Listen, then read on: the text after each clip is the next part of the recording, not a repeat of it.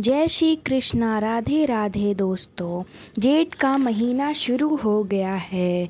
जेठ का महीना मतलब गर्मी का महीना। जेठ के महीने में जलदान का विशेष महत्व होता है। जेठ के महीने में जलदान करने से पहले के किए गए सभी पापों से छुटकारा मिलता है। जलदान की कहानी पूरे महीने सुनने से जलदान का पुण्य प्राप्त होता है। आज की इस वीडियो में मैं आपको ज्येष्ठ महीने में जलदान की कहानी सुनाने जा रही हूँ। जेठ मास की पौराणिक कथा और महत्व। हिंदू पंचांग में जेठ मास मतलब जेठ का महीना बहुत पवित्र माना जाता है।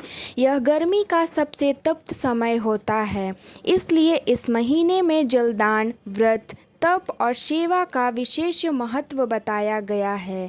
मान्यता है कि इस महीने में किए गए पुण्य कार्य कई गुना फल देते हैं। अब जेठ मास की कथा। पुराणों के अनुसार एक समय पृथ्वी पर भयंकर गर्मी और सूखा पड़ा।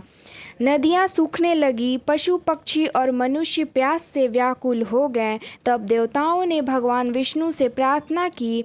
भगवान विष्णु ने कहा, जेठ मास में जो मनुष्य प्यासे को जल पिलाएगा, वृक्ष लगाएगा और दान करेगा, उसे महान पुण्य प्राप्त होगा। इसी समय राजा भागीरथ ने कठोर तप किया ताकि स्वर्ग से गंगा धरती पर आए और संसार का कल्याण हो। उनकी तपस्या से प्रसन्न होकर माँ गंगा पृथ्वी पर अवतरित हुई। इसलिए जेठ मास में आने वाली गंगा दशहरा का विशेष महत्व माना जाता है। कहा जाता है कि इस महीने में जल का दान करने से पितरों और देवताओं की कृपा मिलती है। अब सावित्री सत्यवान की कथा। जेठ मास में आने वाला वट सावित्री व्रत भी बहुत प्रसिद्ध है। कथा के अनुसार राजकुमारी सावित्री का विवाह सत्यवान से हुआ। ऋषियों ने पहले ही बता दिया था कि सत्यवान की आयु बहुत कम है। निर्धारित दिन जेठ मास में सत्यवान जंगल में लकड़ी काटते समय बेहोश होकर गिर पड़े। तभी यमराज उनके प्राण लेने आए। सावित्री अपने पति के पीछे पीछे चलती रही और अपनी बुद्धि, भक्ति और पतिव्रता धर्म से यमराज को प्रसन्न कर लिया। अंत में यमराज ने सत्यवान को पुनः जीवन दान दे दिया।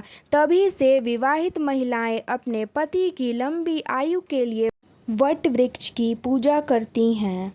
अब मैं आपको बताने जा रही हूँ जेठ मास में क्या करना शुभ माना जाता है।